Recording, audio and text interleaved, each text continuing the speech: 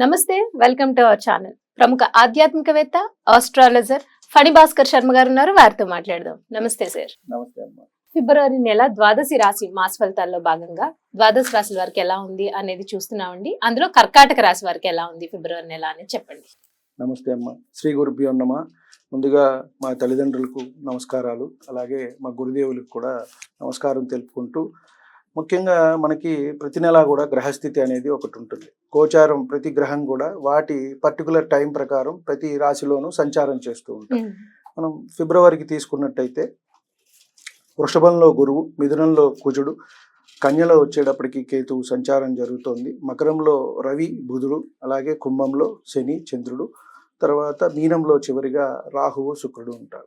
ఇక్కడ చంద్రుడు అనేది మనకి తిరుగుతూ ఉంటారు. ప్రతి 2.5 రోజులకి ఒక్కొక్క రాశిలో తిరుగుతూ ఉంటారు కాబట్టి నెలంతా కూడా సంచారం చేస్తూ ఉంటారు.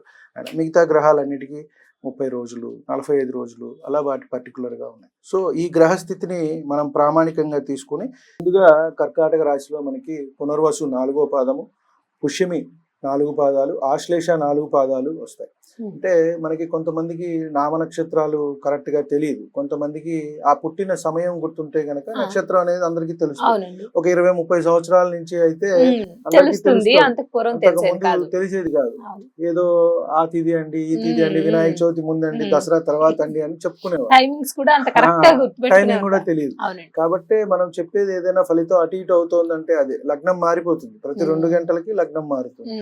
కాబట్టి ఎగ్జాక్ట్ గా టైం ఇచ్చారనుకోండి మనం చెప్పడానికి వీలుగా ఉంటుంది. కాబట్టి వీటికి మనము వాళ్ళకి కరెక్ట్ గా తెలిసినట్టయితే ఇవి వాళ్ళకి మనం చూసుకోవచ్చు. పునర్వసు 4 పాదాలు, పుష్యమి 4 పాదాలు, అలాగే ఆశ్లేష 4 పాదాలు వీరికి మనం కర్కాటక రాశిలోకి వస్తాయి. వీరికి ఒకంత శుభాశుభాలు మిశ్రమంగానే ఉన్నాయండి. వీరికి కాస్త గురుబలం అనేది తక్కువగానే ఉంది. కాబట్టి కొంత ఇబ్బందులు, ఆరోగ్య సమస్యలు కూడా వీరికి ఉన్నాయి. అంటే కొంత మనస్తాపము, మతిస్థిమితం కూడా లేకుండా ఉంటూ ఉంటారు వీళ్ళు. ఎందువల్ల అంటే చంచలంగా కర్కాటకం అనేటప్పటికీ చంద్రుడు మనకి 15 రోజులకి ఒకసారి పెరగటం, 15 రోజులకి ఒకసారి తగ్గటం, పౌర్ణమి, అమావాస్య ఉంటుంది. వీళ్ళకి ఎక్కువగా ఆ ఇంపాక్ట్ అనేది ఉంటుంది కర్కాటక రాశి వారికి, చంద్రుడు ఎక్కువగా. అది ఏమన్నా మనం చూసుకుంటే మనం కొంచెం చెప్పవచ్చు, కానీ కొంత చంద్ర నక్షత్రాలకు కూడా ఈ ఇబ్బంది అనేది ఉంటుందన్నమాట. అంటే మనకి ముఖ్యంగా శ్రవణ నక్షత్రం, హస్త నక్షత్రం, అలాగే రోహిణి నక్షత్రం, ఈ నక్షత్రాల వారికి కూడా కొంత మనసు చంచలంగా ఉండటం, వేవరింగ్ అనేది, కొంత ఆలోచన ఒక రకంగా, ఒక పొద్దున ఒక రకంగా, మధ్యాహ్నం రాత్రి ఇట్లా ఉండే అవకాశం మనం వింటూ ఉంటాం కూడా. అమావాస్య, పౌర్ణమి వచ్చినప్పుడు కాస్త సముద్రం హెచ్చుతగ్గుల్లాగా వీడు ఏదో మాట్లాడుతున్నాడు రా, కొంచెం ఏదో తేడాగా మాట్లాడుతున్నాడు అని పెద్దవాళ్ళు అంటూ ఉంటారు. సో అలాంటివి వీరికి ఉండే అవకాశం ఉంది కొంత. అలాగే భార్యాభర్తల మధ్య కొంత ఎడబాటు కూడా వచ్చే అవకాశం ఉంది. మనం ఇక్కడ చెప్పేదంటే ఒకళ్ళ నుంచి ఒకళ్ళు దూరం కూడా అయ్యే అవకాశం అనేది వీరికి కనబడుతుంది. అంటే వారి వారి ఆరోగ్య పరిస్థితుల రీత్యా కానివ్వండి, లేదా మనస్పర్ధల రీత్యా కానివ్వండి, కొంత ఇబ్బందికరంగా అనేది వీరికి ఉంది. కాకపోతే అన్నదమ్ములు, అక్క చెల్లెళ్ళు, మిత్రుల నుంచి వీళ్ళకి సహాయ సహకారాలు అందుతాయి. అంటే ఇప్పుడు ఆడవారికి ఏదైనా ఇబ్బంది వచ్చింది, వాళ్ళ అన్నదమ్ములు, అక్క చెల్లెలు వాళ్ళు సహాయం చేయటం, అలాగే మగవారికి ఏదైనా వచ్చింది అటుపక్క వారు కూడా సహాయ సహకారాలుగా ఉంటారు. కొంత కొత్త వ్యక్తుల పరిచయం వీరికి మంచిగా ఉండటం, కొత్త వ్యక్తుల వల్ల వీరికి కొంచెం స్నేహము అది జరిగి కొంత ఆ బాధ నుంచి వీరు బయటపడే అవకాశం అయితే మనకి కనబడుతుంది.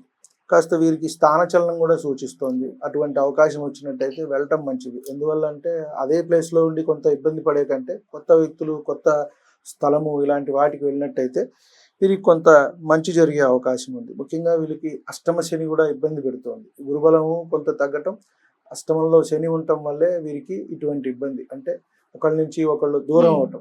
అంటే మనం తీసుకున్నట్టయితే వేరే చోట కూడా కొంతమంది ఉద్యోగాలు చేస్తూ దూరం అవుతారు, అది కూడా ఉంటుంది. మనం ఏంటంటే ఇక్కడ ఈ కర్కాటక రాశిలో ఉన్న వాళ్ళందరినీ కూడా మనం దీనికి అన్వయించలేము. ఎందువల్ల అంటే వారి వారి జన్మ సమయము, నక్షత్రము, దాన్ని బట్టి వారి దశాంతర దశలు నడుస్తూ ఉంటాయి. కాబట్టి మనం చెప్పేవి ఇవి గోచార ఫలితాలు మాత్రమే. కాబట్టి వీటిలో 100%, 80%, 90% వరకే కొంత ఉంటూ ఉంటాయి. 100%గా ఉండే అవకాశం అయితే తక్కువ ఉంటుంది. ఎందుకంటే వారి వారికి నడిచే మహర్దశలు, అలాగే ఇప్పుడు మనం ఇందాక భార్యాభర్తల మధ్య కొంత విభేదాలు రావచ్చు, లేదా ఒకరు విడిపోవచ్చు, కొంత ఒకళ్ళకి ఏవైనా జరగచ్చు అనుకున్నాం. ఎందువల్ల అంటే వారి వారి ఆరోగ్య పరిస్థితులను బట్టి, వారికి నడిచే మహర్దశలను బట్టే కొంత ఇబ్బందిగా ఉంటుంది. అలాగే బంధువర్గం వారు కూడా కొంచెం వీరికి సహాయ సహకారాలు అనేవి అందిస్తూ ఉంటారు.